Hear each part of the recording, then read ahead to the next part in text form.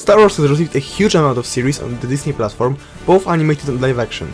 But still, big budget live action series often received hate from fans as if they were total crap. And somehow, these supposedly childish animated series not only receive much greater recognition among the fans, or YouTubers, or even critics, win awards, but at the same time manage to stay in the hearts of fans for much longer, gathering larger fan groups than any other live action series. How is that possible? How does the Star Wars animation surpass all other series in both quality and storyline? Welcome to the video. I truly believe that the animated Star Wars is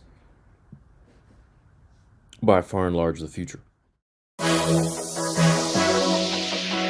So let's start with the storytelling and character development, which are probably the main pluses of animation and unfortunately the biggest downsides of live action series. Well, the truth is that I can poorly name 5 Star Wars characters from live action that have great arcs. The stories are poorly written and the decisions and arcs make no sense. This is also one point that I will get to, which is that live action is done with haste and they do not think over everything. Anyway, now with animation I can name 10 different characters with awesome arc and character development, but in every show.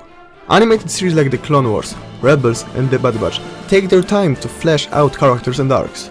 The Clone Wars and The Bad Batch gave us clones distinct personalities. Rex, Fives, Echo, Clone Force 99, and even minor clones like Hardcase and Cakes feel unique. We see real growth. Rex starts as a loyal soldier, but later questions the Republic. Fives goes from a rookie to a hero uncovering Order 66. Ahsoka in The Clone Wars starts as an annoying Padawan, but across seasons she matures into a strong, independent leader who chooses her own path. Reva, however, in Obi-Wan Kenobi had potential, but her arc was rushed.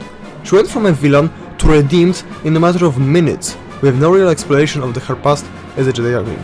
Key difference is that animation allows gradual development over multiple seasons, while live action often forces characters changes within a few episodes. Furthermore, another thing that is very important for the Star Wars fans is respect for Star Wars lore.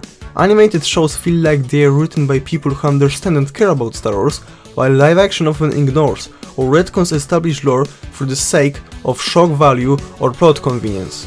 A perfect example, the Clone Wars and Rebels deeply explore Mandalorian traditions, including their fractions, honor codes, and the importance of the Darksaber.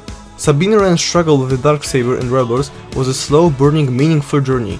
The Mandalorian, which is live action, simplifies Mandalorian culture into never remove your helmet, and barely explores their history.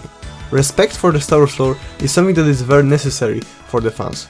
A thing that comes just from the nature of animated shows is that animation allows for better lightsaber duels, massive battles, and creative environments without the limitations of real-world physics, CGI, or budget. For example, the Siege of Magdamol in the Clone Wars is one of the best battles in Star Wars history, cinematic, beautifully choreographed, and emotionally intense. Ahsoka vs Maul in that arc was motion captured with rape arc, making it one of the most fluid duels ever. The Mandalorian Season 3 Battle of Mandalore was visually underwhelming, with poor fight choreography and no real emotional weight. And the last but also one of the most important thing is that animation has incomparably stronger emotional moments. I can even say that animated shows are really made for that, and they are supposed to make you cry in some way. We got so many devastating deaths like Fives, Tech or Kanan Jarrus, which only deepened the character arcs, made us love the characters even more, and got an emotional rollercoaster. Want an example? See how well the animated shows are. Omega, which is one of the main characters in The Bad Batch, and probably half of the plot is about her.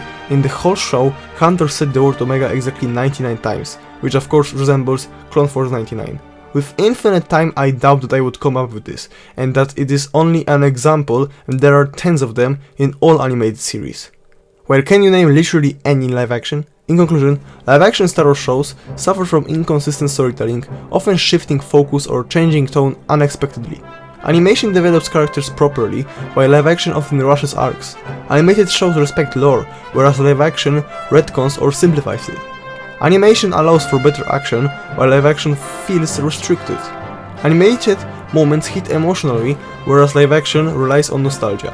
Animated Star Wars is made by people who truly care about the universe, while some live action shows feel like they just exist to fill Disney Plus content slots.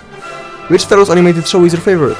Let me know in the comments, and join our Discord, which has over 50 members now and has been upgraded to level 1. Thanks for watching, and we will see each other next week.